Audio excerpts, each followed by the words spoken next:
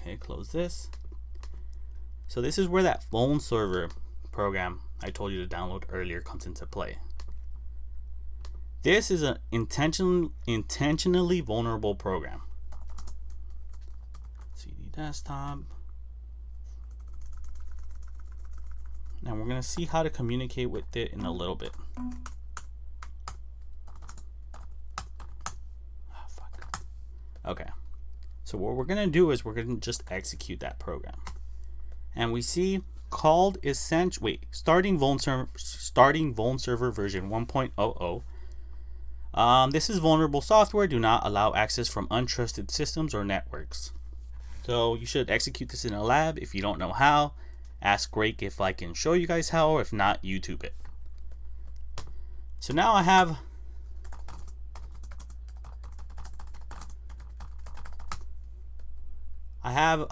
this system. It's on the same network as that vulnerable XP desktop.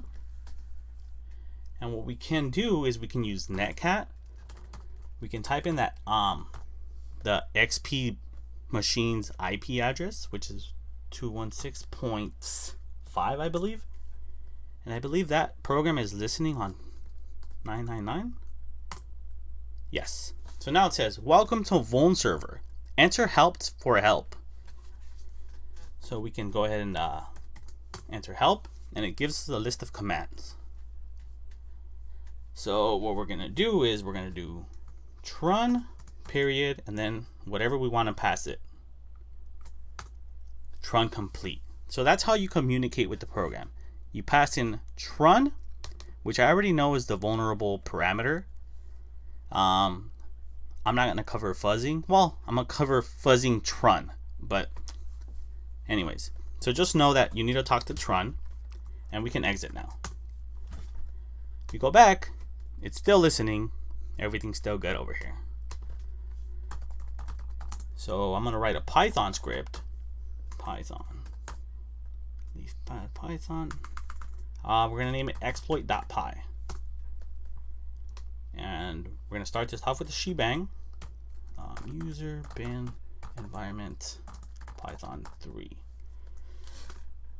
Okay. So we're going to import socket. And we're going to do, what are we going to do? We're going to define a function. We're going to name it pwn. And pwn's going to take an argument. We're going to name that argument payload. We're going to do s is equal to socket dot socket af inet comma socket dot sock stream. We're going to do try, and we're going to do s.connect, and it's going to be 2 parentheses, the IP address, which is 192. Well, it's going to be different on your system. Hopefully you're following along. 0.216.5, comma 1234, and then closing parentheses. So now that we're connected to it, we're going to do data is equal to s.receive, so we can receive that banner. We're going to receive 1024 bytes. We're going to print those 1024 bytes. Data dot decode, or is it encode? No, it's decode. So the decode, we're using Python 3, and Python 3 strings are using Unicode by default. These networking protocols were created before Unicode, so everything's single bytes. And decode basically just transforms our Unicode string into character strings. Yeah. Okay. So this is printing it so it isn't gibberish. So now that we've printed that, we can send it s.send. What are we going to send it? This is going to be our payload. So we're going to do trun period plus payload. So now we're going to do s.receive 1024 bytes again. And we're going to save that in a variable. We're going to name it data again. And and we're going to print that. Print s dot, no, data dot decode, and that looks good, I believe, hopefully. We're going to do s dot send. Now we're going to send it. Oh, wait. So again, if we do it just like this, we're sending Unicode bytes. And like I said, networking protocols don't understand Unicode, so that's going to mess things up. So we need to put that little B so it knows that these are bytes. And then our payload is going to be bytes from the start. So now s.send, we're going to just say exit, close that out. We're going to receive that response. I believe there's a response. Yes, it says goodbye. So it's s.receive 1024, and then we're going to print that out. Print data dot decode. There we go. And then if this fails for whatever reason, let's say the server's down, we don't have internet, whatever the case may be, we're going to do an accept, and we're just going to print, hey idiot, I can't connect. Get creative, figure it out. Now, for now, we're just going to do 5 A's to test it out. We're going to do pwn. Oh, let's say this in a variable. We're going to name our variable exploit equals, and you can name your variables anything you want. That's just what I'm picking. Now, hopefully, there's no syntax errors, because you guys are going to be staring at the video, just screaming in your heads like, hey, you have an error. At least that's what happens when I see somebody make an error. Boom, and everything worked out. We connected. We sent we captured the response. We sent the exit command, and we captured the response. This is a little bit like, I don't know, not very descriptive. We're just kind of sitting in the dark, so let's go ahead and add some like output for us. So we connected. We're gonna do print connecting to remote server. Now down here, that's when we print. Let's see, print sending payload, and then we print out what that response is, and then we're gonna do print disconnecting and save that. Try it again. Disconnecting, not important, but whatever. And I don't like how there's those spaces. So what we're gonna do in our print, we're gonna put a comma, we're gonna put and equals, and then an empty line. Normally Python does this, but we don't want that. So let's go ahead and copy this, add that to our other information prints, I guess. Informational prints? No, wrong one. Save that, try it again. Ooh, what happened now? Sending payload, trunk complete. I fucked up. Okay. So it's gonna be for the decodes that we want to do that, because it's gonna be sent over the wire with that return carriage. So remove all the other ones so it doesn't look all stupid. Decode, and right here. Save it. Hopefully looks okay. If not, whatever. There we go. Awesome. So now let's try to see what happens if we send a whole mess of A's. So we're gonna say buffer is equal to, we're gonna say just a capital A. So this is an array. Well, it's called a list in Python, but whatever.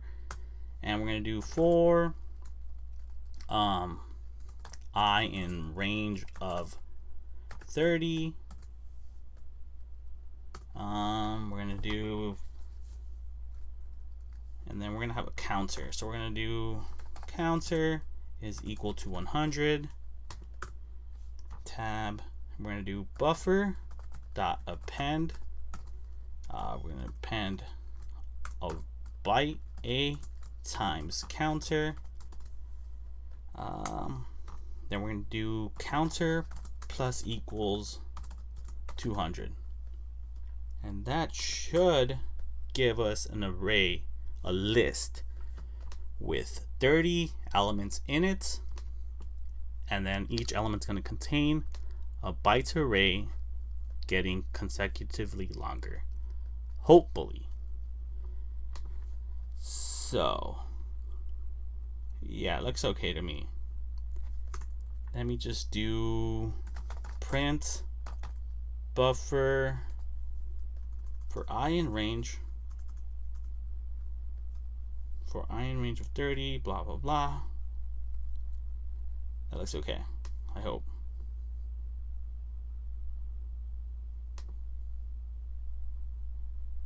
All right, so now we're going to iterate through our buffer. So it's going to be for, what are we going to name this? Exploit in buffer, call pwn, pass in exploit. And that should, yes, that should send strings consecutively getting longer. Let's give ourselves a print statement. Print sending, what are we sending? Plus length of buff exploit characters. So that way we can see if this worked out properly. Can only concatenate string, not int. So let's go ahead and wrap this in string. And we should be good to go. Sending 2100 characters. Boom. Let's see what happened over here. And we got a crash. Did you guys see that? So it crashed right around 2100 characters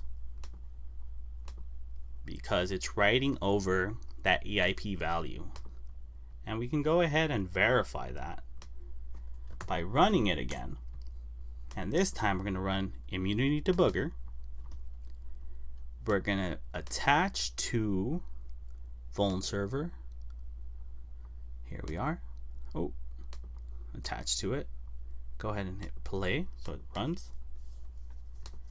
And now that we know, hey idiot, 5900. 5900. Okay, so now that we know how many bytes crashed the program, we can get rid of this. We can get rid of this. And what we're going to do is we're going to say exploit is equal to a times 2100. And we're going to call pwn with exploit. Save that. And we're going to send that. Boom. Sending payload. Come over here and this is paused. Look at EIP. EIP is overridden with those 41, 41, 41, 41. ESP always points to the top of the stack. So what happened was it restored the stack frame. It did move ESP EBP. Then it did pop EBP. Then it did return. What return does is it gets whatever address is on the top of the stack, pops that back into EIP. ESP still points to the top of the stack, so even after that return address was popped into EIP, ESP is still pointing to our A's. And that's interesting. What would happen if we didn't pass in A's? What if we pass some reverse shell code, which is exactly what we're going to do. So let's go ahead and reset this. We're going to hit run. We got our program running again. Instead of just sending A's, there's a program called pattern create, which is part of the Metasploit framework. We're going to do locate pattern underscore create. We have it here. Copy that, paste it, and we're gonna do -L for length, and we know it's 2100 characters. What this is gonna do is it's gonna give us a 2100 a string that's 2100 characters long, but they're all gonna be unique, as you'll see in a moment.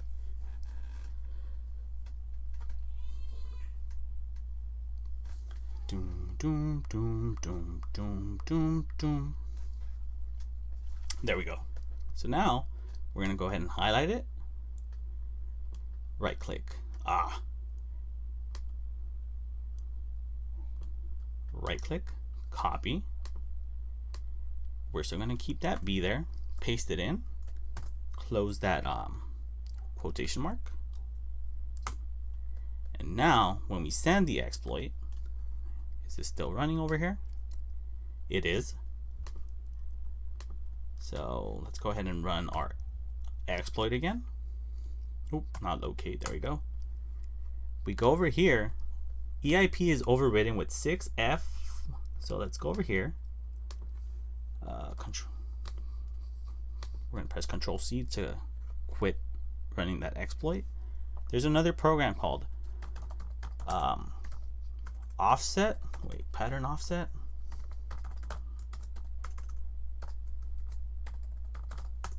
Yeah, so it's pattern offset. Go ahead and copy that.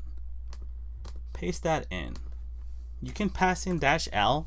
It shouldn't matter because the string is unique anyways, but I'd like to do it anyways. Just, I don't know, it makes me feel good. And then we're going to do -Q for query, I believe. And we're going to pass in 6F43. 6F43. Go back. 386F. 386F. And this might be different on your system. You're going to pass in whatever EIP is showing. And we're going to hit enter. And it's going to tell us at what character that string is found at. 2005. So let's go ahead and get rid of this. We no longer need it. And what we're going to do is we're going to do exploit. No, we're gonna change the name over. We're gonna name it buffer. It's equal to B A, and we're gonna multiply that by 2005.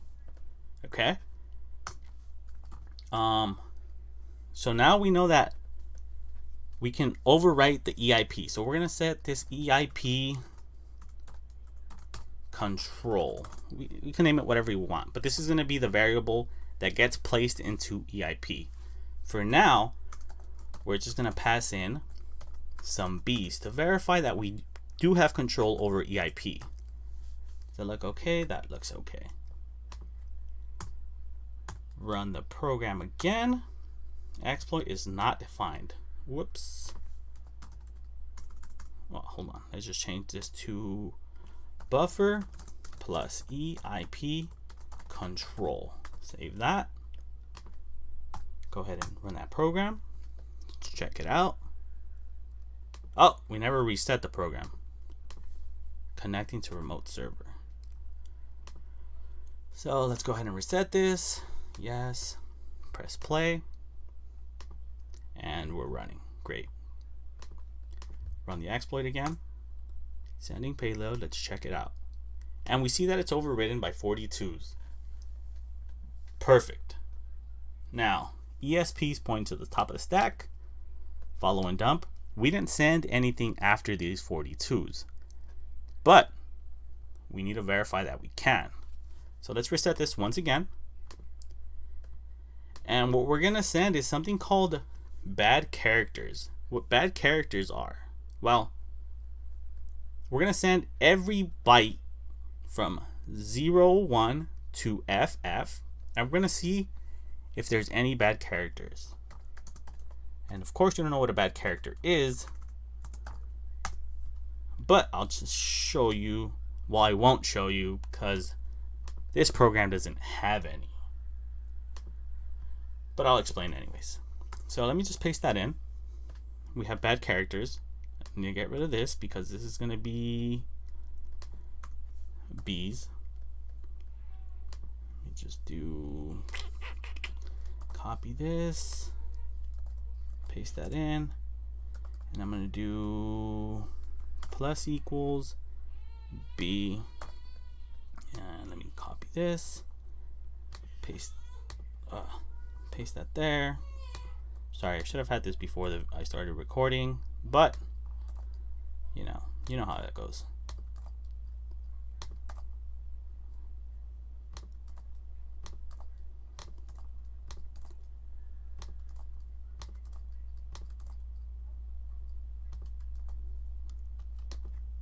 All right, we're all set. So what we're gonna do is we're gonna pass in after EIP control, because we know ESP points to the top of the stack. When that return instruction is called, whatever's pointing to on the stack gets popped into EIP. ESP still points to the top of the stack, which is going to be whatever we pass in after EIP control. So let's go ahead and paste that in there. Bad characters, save that. We're going to execute this once again. Is this running? It is not running. Great, cool, now it's running. So let's run this. Whoops, bad characters is not defined. Let me remove that underscore, save it again. And it's being sent. Let's check it out. And so so this is how you check for bad characters. You're gonna go to ESP, you're gonna right click, follow and dump. What you wanna see is those same characters you sent, which is 1, 2, 3, 4, 5, 6, 7, 8, 9, A, B, C, D, E, F, and then it's gonna start over. 9s and then A's, which we see here. If we had bad characters, this would get messed up. You wouldn't see this in order. You would see, like, I don't know, it's different, but you need to see them in this order. Sometimes it'll be like, this will be like D0 and then D0 and random bytes.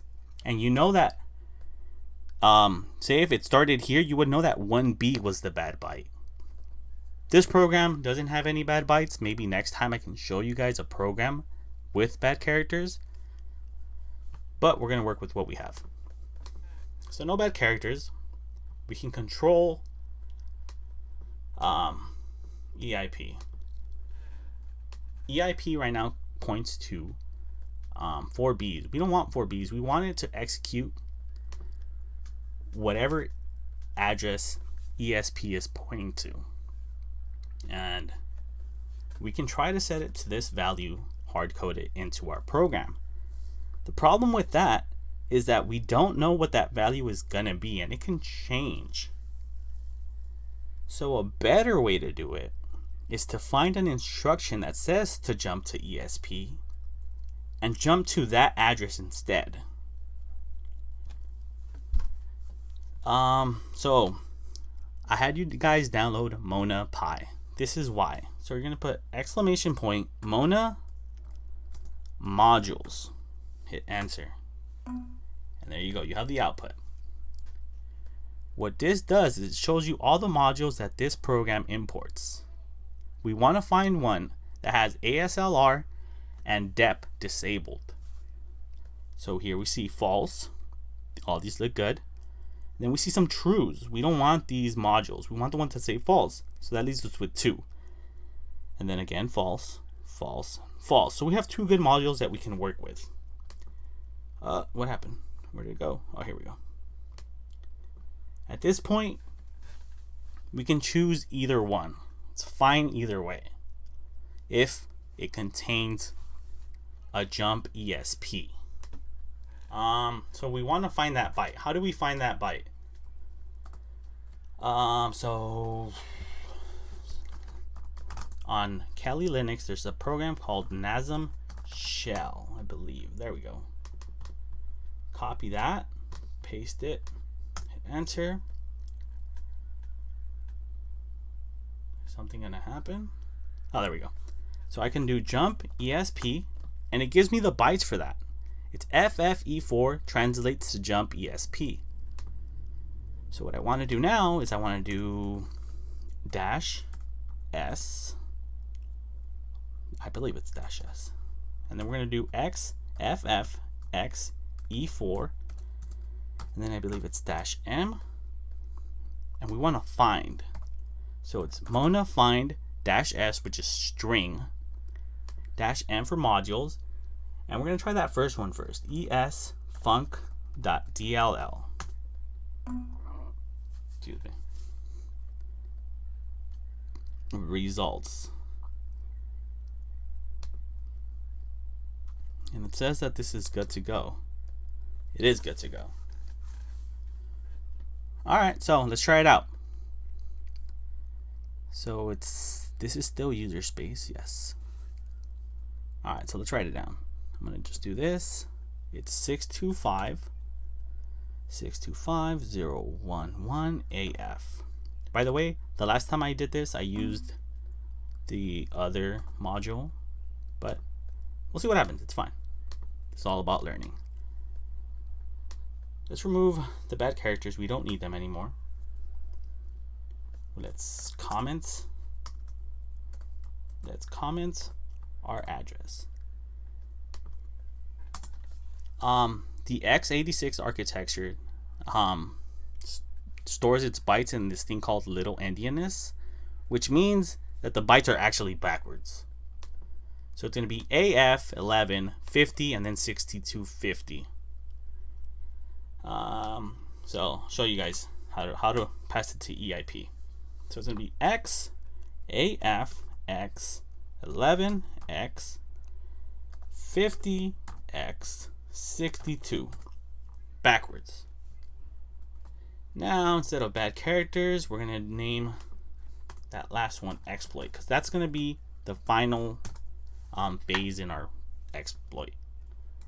For now, let's just do C's or any character you really want times. Normally for a reverse shell, it's about 400 bytes. So let's go ahead and pass in exploit, save this, make sure that this program's ready. It's not, it's paused. I believe I executed the buffer overflow, so let me reset it.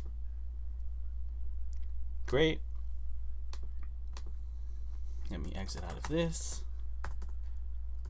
execute the program, sending payload, and something went wrong. What went? Oh, see, let this be a, no wait, what the hell happened? This is awkward.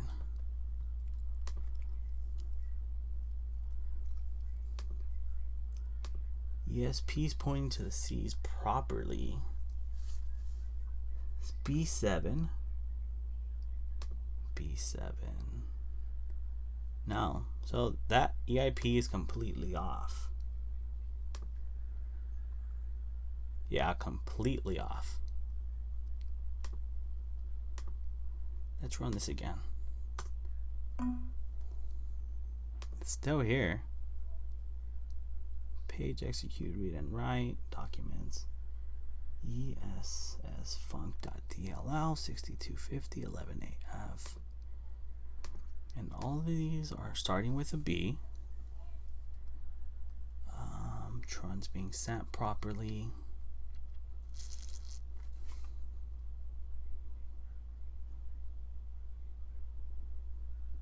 That's interesting. Let me see. Let me just make sure that I can send it properly. Let's do 42s.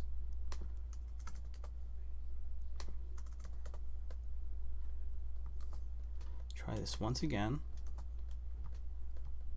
What we want to do is point it to a jump ESP. And it looked like it was good to go, but EIP is being overridden with something else. It might be overridden with the C's actually.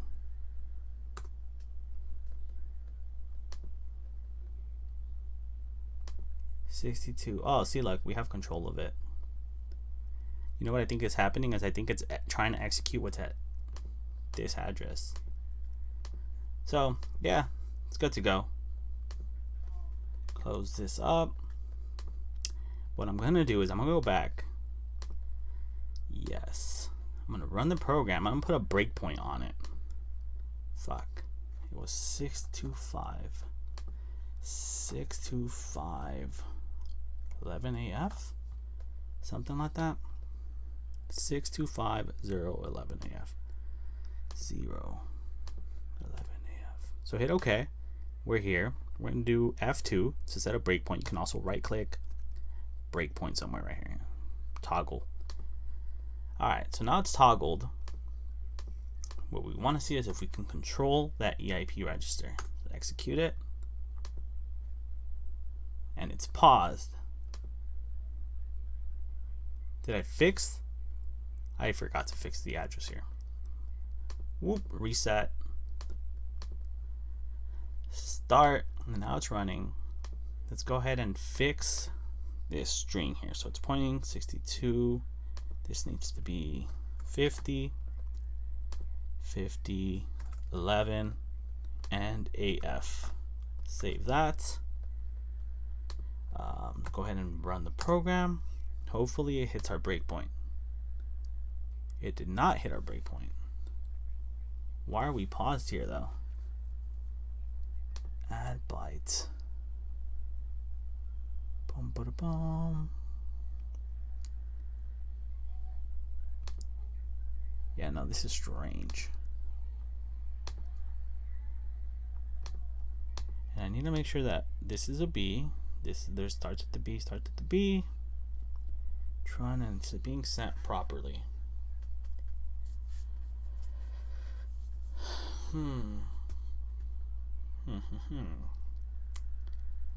It's gonna be awkward if I worked this whole time to get the video and then it doesn't work. Let's try the other one. Let's try the Vuln server exe.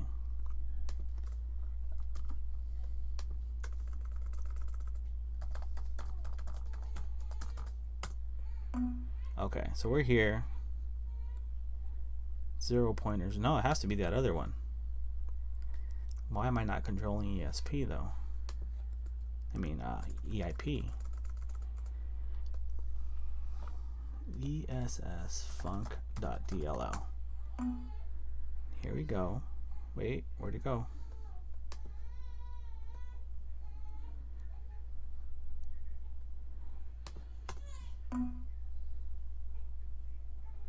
Find command, find 0 pointers, Mona find FF E4. It's paused. Go back. Try to find it.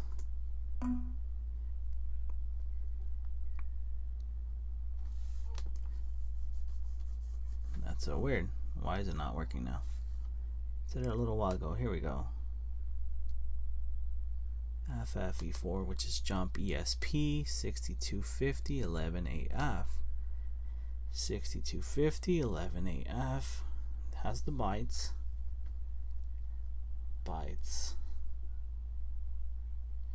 Buffer. We're sending the buffer. We're sending our EIP control. We're sending exploit. And then when we're sending it with the buffer. I mean with the B. Do do do do do do do do do do. Sorry guys. I'll try this once again. If not, I'm gonna look at my GitHub page where I have this actually working.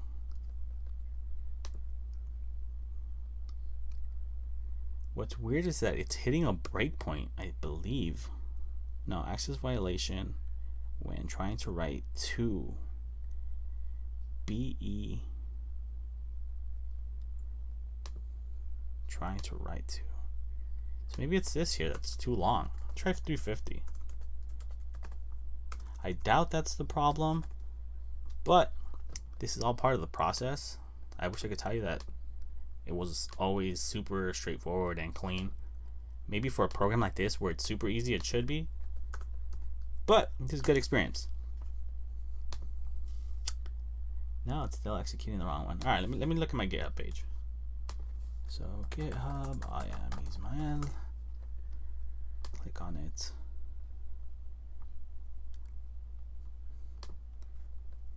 By the way, I have a GitHub page if you want to look at any of my programs. They're all kind of dumb, not super useful, but they're here if you want to check it out. Exploits. Click on that. And then we're going to look at my Vuln server. Ooh. Look, I still have that same address. I have the bees. It has to be something with my bees. The 2005. Do I have that over here?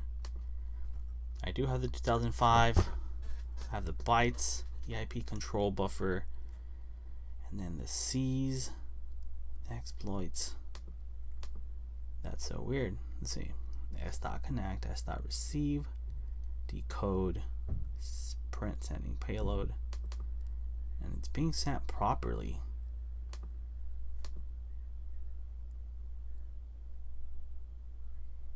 Buffer. Let me see how I'm sending it over here. Oh, I'm forgetting the return. Is that why? It might be. It might be. I doubt it. That doesn't seem right. We'll find out. Let's check it out. So I guess we're gonna do payload plus equals a byte dash return dash new line. Save that, and we should be good to go. Close this, get that ready. Let me reset this program. Hit start on the program. No, it's still not getting it. Why? There has to be something wrong with the way I'm sending it, because I have control over EIP, and I'm guessing there's a encoding problem. Payload send exploit equals b trun period plus exploit plus equals b return dash new s dot send afx. Do I have that? I do. AF 11 50 and 62. Very peculiar indeed.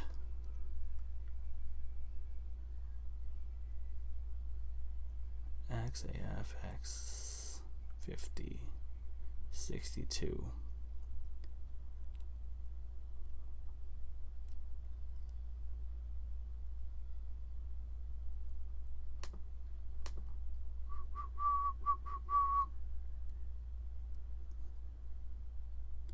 You know what? I'm just going to do exactly how I have it here, which is payload equals b trun period space plus payload, and then it's payload plus equals b blah blah blah.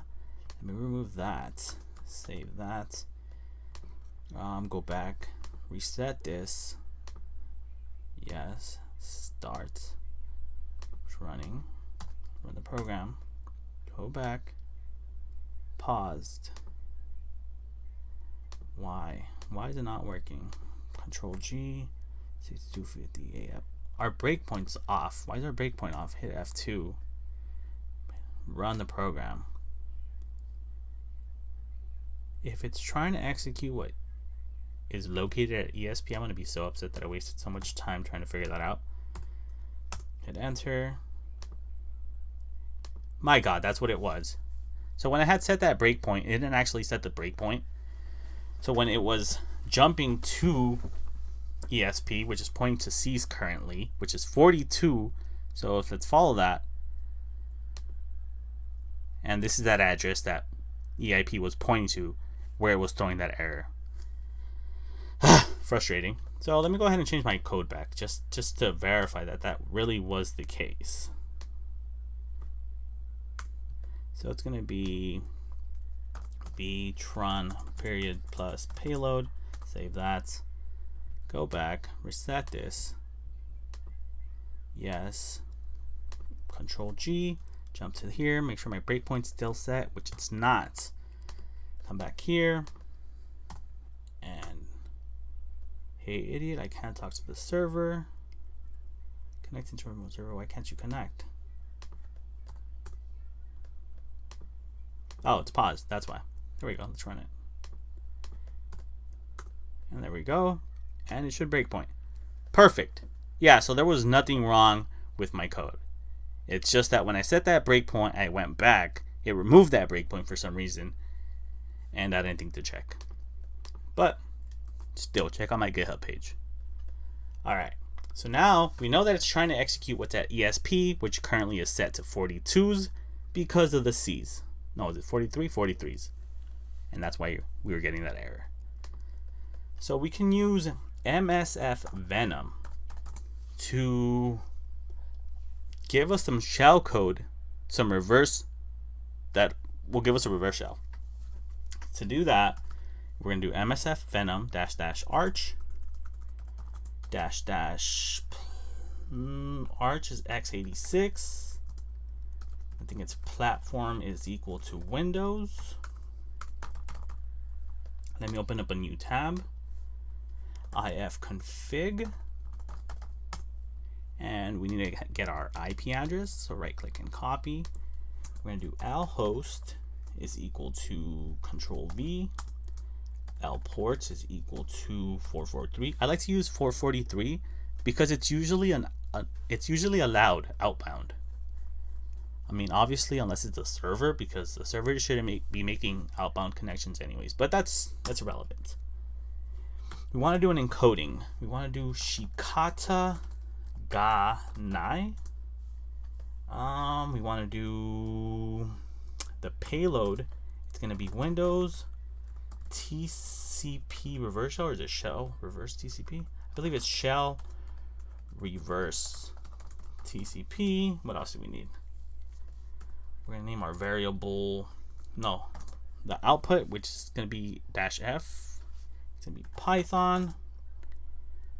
Hit enter. Let's see what happens. I might have gotten some of the arguments wrong, but it'll tell us right now, so that's cool. And then you can always do MSF Venom -h to get some help, but it looks like it did it right. Finder, blah blah, could not find shikata ga nai, so it might be nagai. Nagai. Let me see, what else did it do? Skipping, couldn't find encoder, no encoder, bad characters. There's no bad characters. If not, we would need to do -b and pass in the bad characters. Like I said, this program doesn't have them, so we're okay. And then we can also name our variable so it's not just buff. Skipping invalid. How the hell is it called? Then here we go. It's shikata ga nai x86. I forgot the x86. So it's gonna be x86 / and then our output we're gonna do -v. We're gonna name it exploit. Hit enter. We're in the home stretch now, guys. We just need to give it an actual exploit, and congratulations, this is your first buffer overflow, hopefully, if you guys can get the encoding properly. Shikata ga nai. Shikata ga nai, that's what I have. Shikata ga nai. Invalid encoder x86 shikata ga nai. What are you talking about? Shikata ga nai. Shikata. Oh, I put gagai. Shit.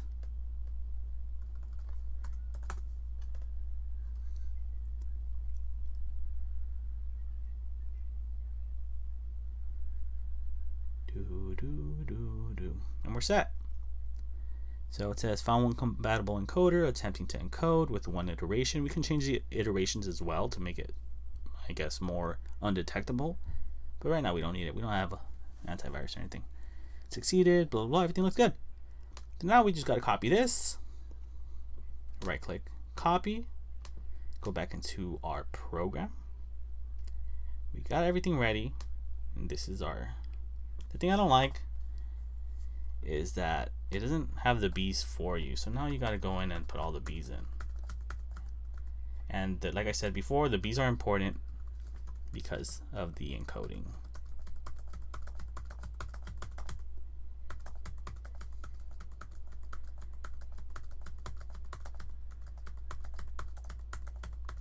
Okay, so it looks good. EAP control, we have exploit, and that should be good. So let's save that. Come back over here into that new tab that we opened, or the new window. We're gonna do ncat. We're gonna do nlvp. N stands for, I believe it's for something with DNS, or that's TCP dump. One of the two. Numeric IP addresses only. Yeah. So yeah, it doesn't translate. No DNS. I knew it. ncat-n. Listen verbosely. P on port 443. Alright. Moment of truth. This program's paused. Try this again. Hit yes. Run the program. It's running. Go back here. Let's go ahead and run our exploit. Check over here. Something went wrong. It's paused. Bum, bum, bum, bum, bum. Oh, okay. I know what happened. Alright. So, for whatever reason, if we send it like this, part of the exploit's going to overwrite our EIP control. So let's add some padding here. So we're going to do plus bytes, and we're going to do hex x90, which is NOPS. Do nothing. No operation. And send a few of them. Send like 8, I guess. Plus exploit. And this should be good to go. Hopefully. I've been saying that a lot, huh? Alright. It's running. Kali. Hit enter. I don't see it connecting. Why are you not connecting though? Exploit B.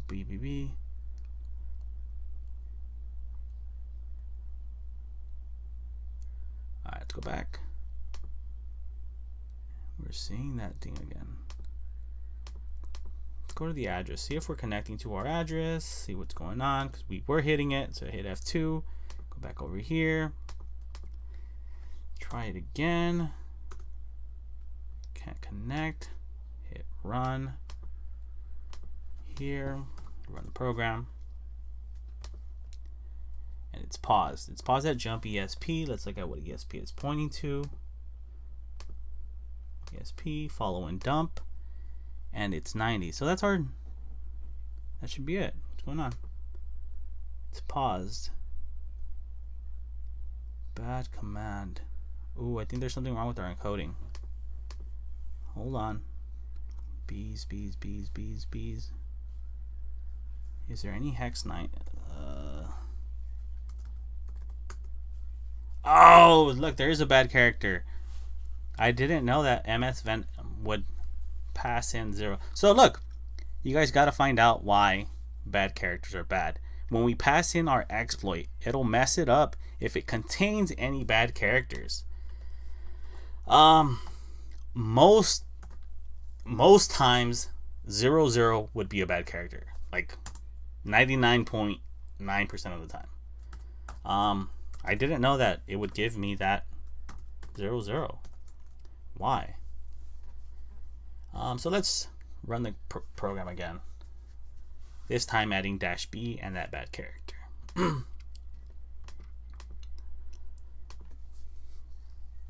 And that's why we looked for it before we started working on the shell code, so something like this wouldn't happen. Alright, so now everything's good. Let's make sure this is running.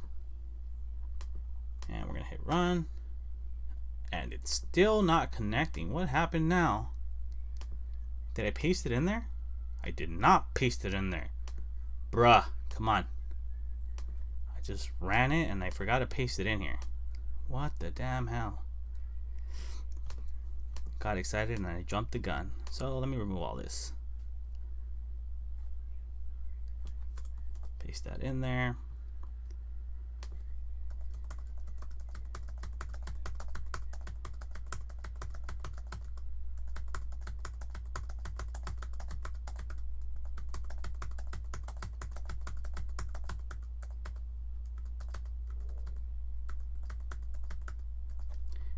we should be good to go.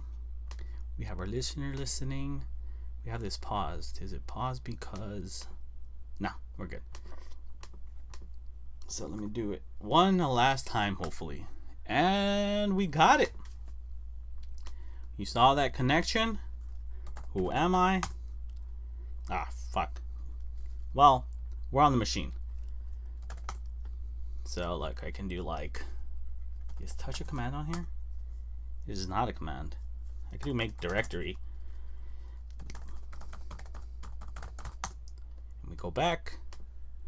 Minimize immunity debugger. Look into this folder. And there you have it. Like and subscribe. I hope you enjoyed the video.